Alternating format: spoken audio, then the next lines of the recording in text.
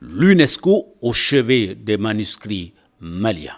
Ce mercredi 29 septembre 2021, le directeur du bureau régional de l'UNESCO pour l'Afrique de l'Ouest, M. Dimitri Sanga, accompagné de quelques-uns de ses collaborateurs, a effectué une visite symbolique à l'exposition des manuscrits anciens du Mali au Musée national.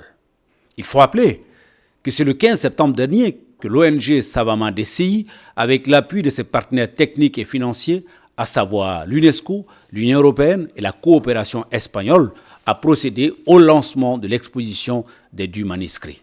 Rappelons que c'est une initiative qui vise à valoriser et à promouvoir ce patrimoine écrit afin de sensibiliser le grand public sur toute son importance. Au terme de cette visite, M. Dimitri Sanga, au micro de Mali Online.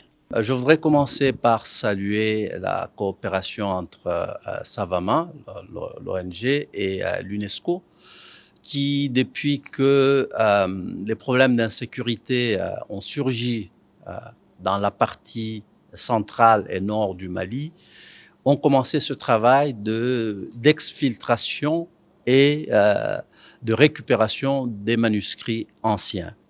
Une richesse culturelle non seulement du Mali, du Sahel, mais de toute l'Afrique et du monde. Nous, à cette époque, l'accent était mis sur l'exfiltration, la récupération de ce matériel. Il y a eu la digitalisation et nous avions déjà commencé à l'époque, avec un certain nombre de partenaires, à réfléchir sur ce qu'il fallait faire comme prochaines étapes. Il est évident que lorsqu'on regarde le contenu de ces manuscrits, elles ne se limitent pas à des questions religieuses. Certes, il y a des questions religieuses, mais il y a des questions qui entourent toute la vie d'une population ou des communautés. Il y a des questions qui touchent aux sciences humaines et sociales, il y a des questions qui touchent aux sciences naturelles, il y a des questions juridiques et tout le reste.